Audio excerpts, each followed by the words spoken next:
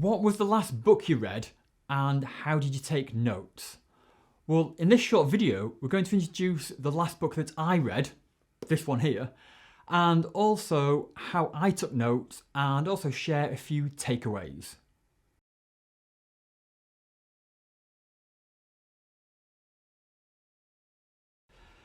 Welcome to Bob's Book Club and the Leadership Library. So in this video, we're going to talk all about this book, which is The Company of One by Paul Jarvis. I've recently received it and I thought it'd be a good book to read. It looks well, it doesn't look too dense, and it looked like a fairly manageable book, a fairly inviting book. So what I'm going to do is talk through some of the highlights that I've got from this book and how I actually got there. So first up, I've now started reading with a pen. Previously, I would kind of read a book and take notes in a separate journal or separate kind of logbook. Well, now I'm actually, as I'm reading with a pen, guide my reading, it speeds up my reading. And if there's anything that's particularly important, I'll either underline it, highlight it, circle it, and add some annotations. Before opening the book and getting in, I'll always make a record now of key dates. So in here, the book arrived 2nd of September and I actually finished it on the 5th of September. So I will log any recorded dates that I'm actually reading this or actually pull it off the bookshelf. So going through then, some key themes that kind of crop up. Well, this book, it's called The Company of One, Why Staying Small is the Next Big Thing for Business.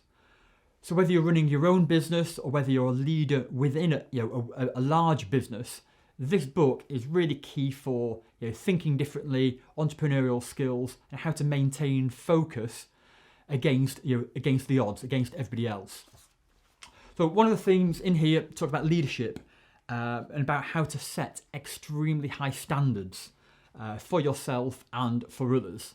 I've underlined it and I've made a few notes because for me it made reference to Jenny Johnson, who we interviewed as part of 12 Scholars Journal in book 1.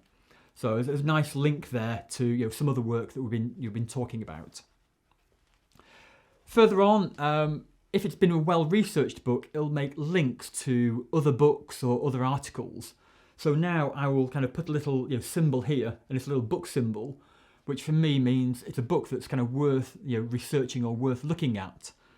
In this particular one, it's one by Cal Newport, So Good They Can't Ignore You. And I think Cal Newport's books are somewhere kind of over there. There's a really interesting section in here about priority, the word priority, where it derives from. And it's one where I haven't just underlined it, I've actually drawn a square around, I've drawn a box around this particular paragraph. Because I thought it was really quite interesting, especially with some of the work that we've done in some workshops. And I'll quote you here, it's curiously, up until the 1950s, the word priority was almost always singular in use. It wasn't until later that the misguided belief that multitasking is a good idea took hold, along with priority, or priorities, plural. So people talk about their priorities now, and it means lots of things, where traditional or kind of the original sense, according to the book here, and I'll do my own homework. Your priority, you only ever had one priority. That's what you're working on right now. So some really interesting things there. Going through the book, some actions. For me, an action is a little square, a little bold square. So I've kind of annotated here in the margins. This is important. And there's a couple of actions for me to think about or kind of to do. Interesting to note, margins. I like margins. Margins are good for kind of scrolling in and making your own notes.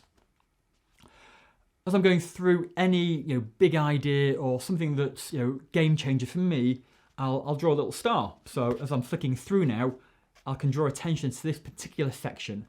And this one, it makes reference, in my head, it links very nicely to the EGSP framework.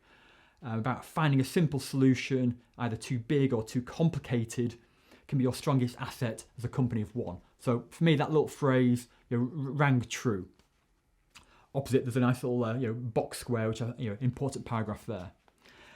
Going through throughout the book and throughout lots of books, you'll see lots of quotes.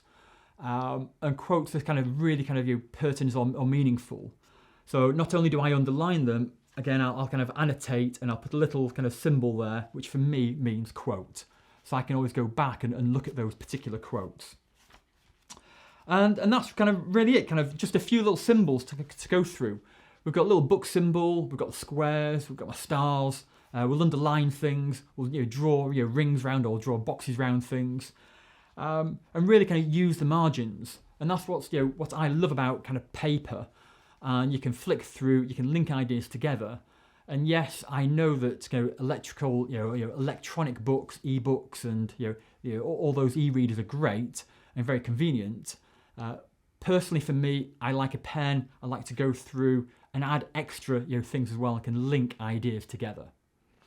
So this particular book, say it's by Paul Jarvis, Company of One. My overall impression of it, I would say I'd give it a 4 out of 5. And if I look on here on my screen, I've got my kind of my leadership library. I've put it here. It was written published in 2019. The subject I put as strategy, very much for those who are starting up businesses or wanting to kind of go off on them by themselves. By Penguin Random House, it's about 200 pages. And I've put here, it's alternative read and take on the lean startup. So for those of you who are kind of familiar with this book, all about starting up lean, in a lean, applying lean principles to business, it's a cross between that and also a classic of mine, which is the Beermat Entrepreneur by Mike Southon and Chris West. This book is about 20 years old. This book is about 10 years old, and I would say it kind of fits somewhere between the two. Both these, I would say, are excellent. This book, I'd say it's good. I've given it a 4 out of 5. I've given it a good. So here we are in the EGSP framework. I would say it's a good book. Yes, I'd recommend it. But yeah, it's a great little book.